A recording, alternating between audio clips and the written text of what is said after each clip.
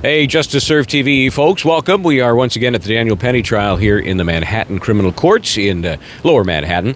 It's a blustery day. I'm getting a little chilly here, so let me get right to it here. Witnesses back on the stand today. Thank you for your service. If yesterday's Veterans Day applies to you, and for those who just had a 3-day weekend, well, welcome back to the real world. On the stand today, critical witness Eric Gonzalez, 39-year-old. Critical, why? Because he's the guy we see in the video, in all the videos, kind of holding the arm of Jordan Neely.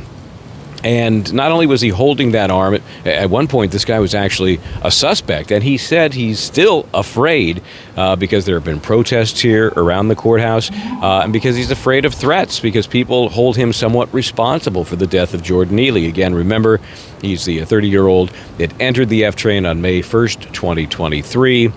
Made a ruckus, was threatening people, according to many, on that train, and that's when Daniel Penny, the defendant in this case, stepped in, put him in a chokehold. And when Mr. Gonzalez got on the train, the chokehold was already underway.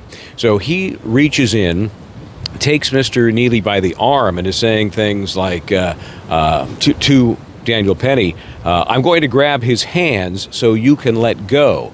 Now, Mr. Penny never did let go. This witness also described the atmosphere in that subway car as frantic. Everyone, he says, quote, everyone was frantic.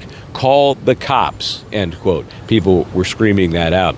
So as he's trying to help, not just Daniel Penny to restrain Mr. Neely, he's really also trying to help Mr. Neely to relieve him from the chokehold. There was a point at which he said that he could tell that Neely wanted to be released. No real surprise. But he also described what was happening then as Neely's attempt to, quote, escape, end quote.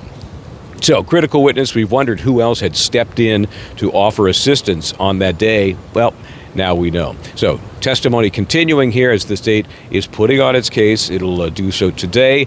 Tomorrow, again, Wednesday is a normal weekday court holiday of sorts. You know, they got other things to do. Then they'll be back at it with more of this case against Mr. Daniel Penny on Thursday and Friday. A couple of quick notes here.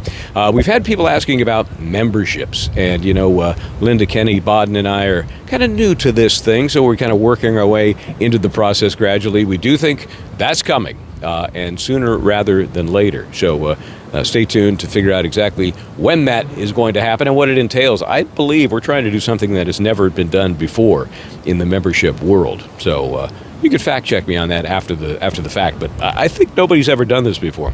So we're working on that. And so tonight at 7 Eastern Standard Time, we will be live to talk more about this case and, of course, YSL. I say that even though I know nothing about what may be happening in YSL at the moment. I'm kind of sidetracked here. I'm just sure there will be something to talk about, and we will do that. So join us tonight at 7 o'clock Eastern Standard Time right here on Just